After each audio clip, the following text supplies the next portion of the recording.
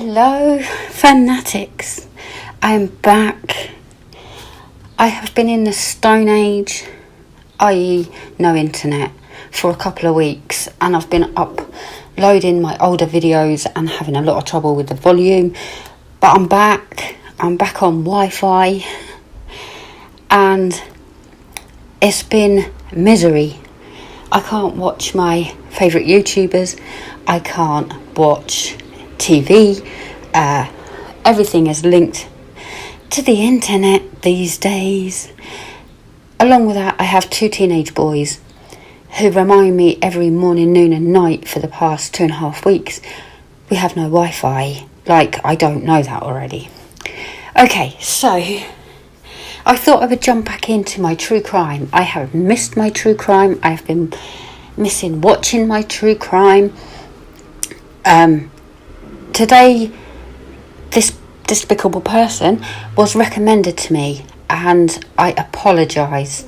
I can't remember who suggested it. I remember having a chat with you and said, I haven't heard of this person. But yeah, I've slept since then, so I have no hope in retaining your name. Apologies, but credit goes to you, because what a lovely guy this person is. Okay, so today we're going to be talking about Archibald Hall, also known as Roy Fontaine. He was born on the 17th of June in 1924. He was serious? He was probably serious when he committed his crimes, but he is a Scottish serial killer, and more importantly, a thief. He was born in Glasgow in Scotland and became known as the Killer Butler. So, Hall's criminal career began as a thief at the age of 15. Soon he progressed to housebreaking. Capitalising on his bisexuality, he then infiltrated the gay scene in London after moving there with the profits of his criminal ventures. He served his first jail sentence for attempting to sell jewellery in London that he had stolen in Scotland. Little side note here. I believe it was a couple of years ago now. I live in Clacton in Essex, and I drove to Scotland. Can I remember the name of the place? I think it was Aberdeen. I do believe it was Aberdeen. I drove there, and it took me 9 hours in my little car. So driving to Scotland and London, it's a fair trek. I'm just putting that out there. Okay, during his sentence, he studied antiques and learned the etiquette of the aristocracy. I kid you not, I had to Google that word and how to pronounce it, because I'm not very good. As well as taking elocution lessons to soften his Scottish accent. Upon his release, he began using the name Roy Fontaine after the actress Joan Fontaine, and he worked as a butler, occasionally returning to prison for further jewel thefts. He did get married and divorced during this time. In 1975, Hall was released from prison and returned to Scotland. He began working as a butler to Margaret Hudson, known as Peggy, a dowager and a widow of Sir Austin Hudson. He was a first baronet, a Conservative member of Parliament, who lived at Kirtleton House in Dumfriesshire. Hall had initially planned to steal her valuables, but he never carried out this crime when he realised that he liked both his job and his employer too much. Did he then turn a corner, go on the straight and narrow, as they call it, lived out a happy and long life, quite happily working as a butler? Did he heck? Okay, this is true crime story time. We are talking about Archibald Hall, so of course he did not.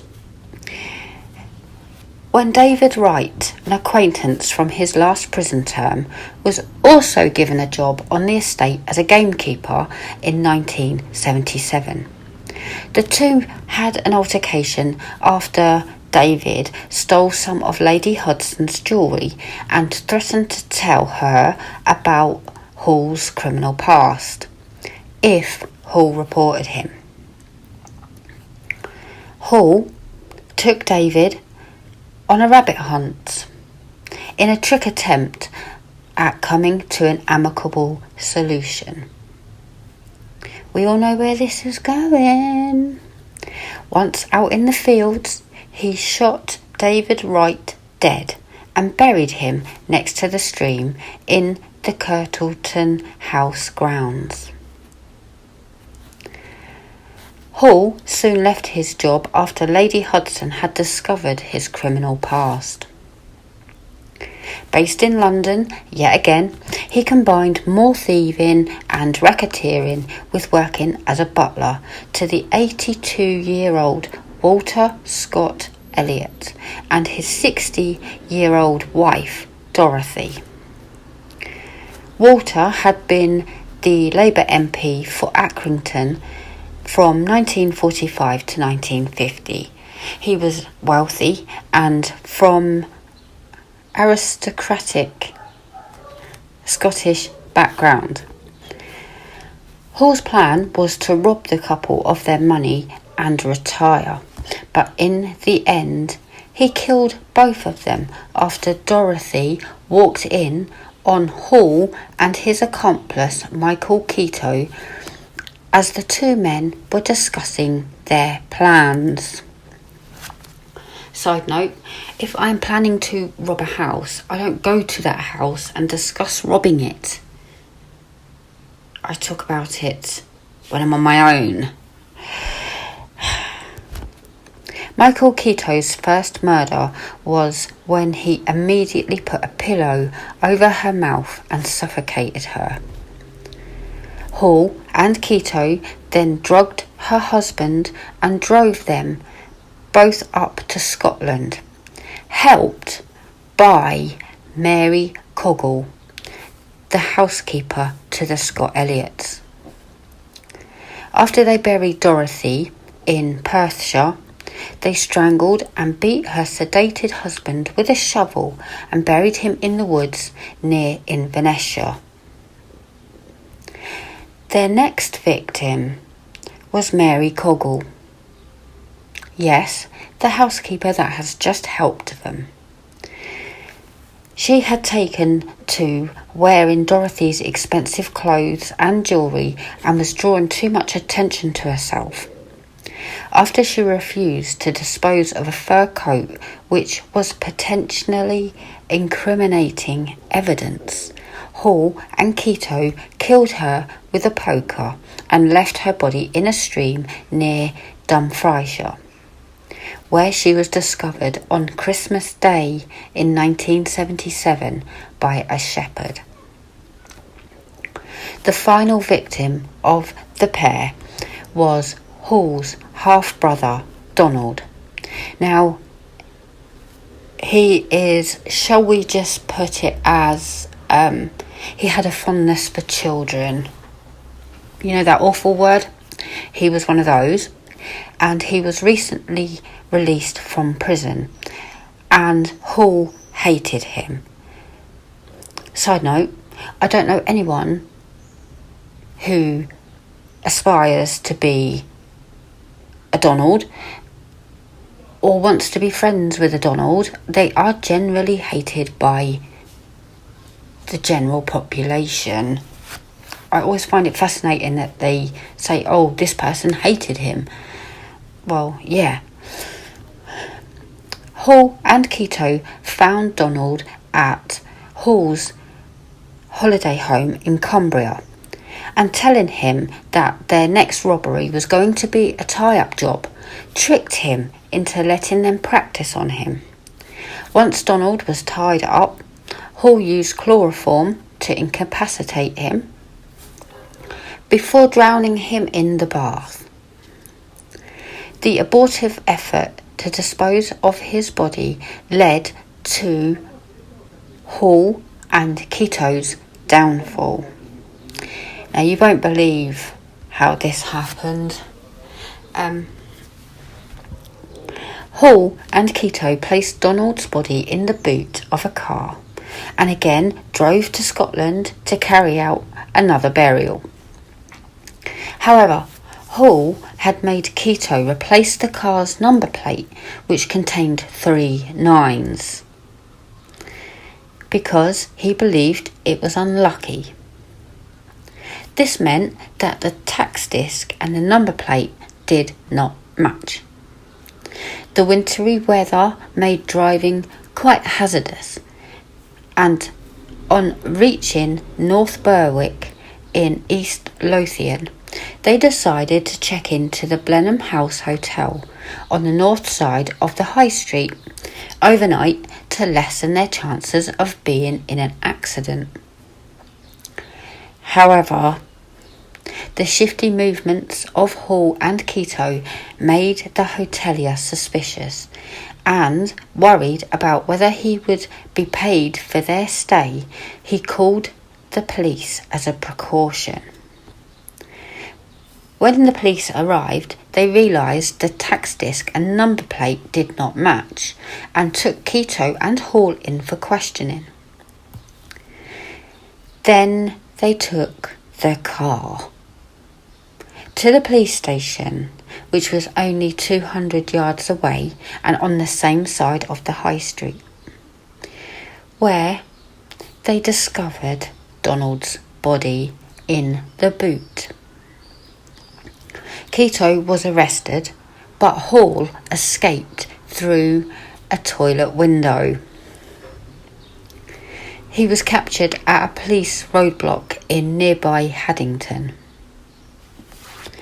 The police then made a connection between Hall's car and the registration number of a vehicle noted by a suspicious antiques dealer in Newcastle, to whom 2 men had offered silver and china at a price well below its true value. The police traced the car to the Scott Elliott's address in London and found the apartment robbed of many valuables and splattered with blood. This also linked with the murder of Mary Coggle, whose body had already been found and who had been previously registered as a housekeeper for the Scott Elliots. The police had evidence that 3 men, including a drugged Walter and a woman, had stayed at a Scottish hotel for 1 night, but the following night only 2 men, Hall and Quito, returned. Hall tried and failed to commit suicide while in custody before revealing the whereabouts of the 3 buried victims. In deep snow and bitterly cold weather, and with the media watching, police teams dug up the bodies of David Wright and Walter and Dorothy Scott Elliott. They charged Hall and Quito with 5 murders. Hall was convicted at courts in London and Edinburgh of 4 murders. The murder of Dorothy Scott Elliott was ordered to lie on file and he was sentenced to life imprisonment. In Scotland, it was recommended that he serve a minimum of 15 years, and in England, the judge handed down a recommendation that he never be released. Quito was given life imprisonment for 3 murders, with no recommended minimum term in Scotland, and a 15-year minimum in England. Police said in evidence that Quito was, in a perverted way, fortunate to be able to go on trial, as Hall was planning to kill him next. Successive Home Secretaries put Hall on the list of dangerous prisoners who should serve a whole life tariff, which, unlike some criminals on the list, did not alter Hall's prison status at all. When politically set tariffs were declared illegal by the law lords and European Court of Human Rights, Hall's status as a prisoner unlikely to be released never changed, despite being the oldest prisoner on the published list. In 1995, the Observer newspaper published a letter from Hall in which he requested the right to die. He made numerous suicide attempts. Archibald Hall did publish an autobiography, A Perfect Gentleman, in 1999. He died of a stroke in Kingston Prison in Portsmouth in 2002 at the age of 78. By this date, he was one of the oldest of more than 70,000 prisoners in British prisons and the oldest to be serving a whole life tariff. Now, I have covered the Fred Wests, the Ian Huntleys, and I do believe that Archibald Hall would have gone on to probably kill Michael Quito because the net would be closing in and all of that. And I do believe he wouldn't have stopped had he not been captured by deciding to stay overnight in a hotel and raising suspicion by the guy that owned the hotel. So I do believe he was a dangerous criminal. But when we look at modern day, well, I say modern day, I mean like the Bundys of the world, and stuff like that. Whole life tariff. He was dangerous, so I do kind of agree. Do you agree that he deserved to have a whole life tariff set upon him? Let me know. I have been working on Spring Lamb from Diamond Art Studio, and thank you so much for joining me. I'm glad to be back. Next week, guys, is going to be a long one. I am going to make time. I'm going to sit. I have done a lot of research in my time off, and yeah, it's going to be a long one. It is quite disgusting. He is one of the most despicable human beings that has ever graced this planet. But I'm going to talk about him next week. So, thank you so much for joining me. Let me know your thoughts. Have a chat with me in the comments. I do love it when we have a chat about true crime. And I shall see you next week. I'm back. Yay! So, thank you so much for joining me, and stay safe out there.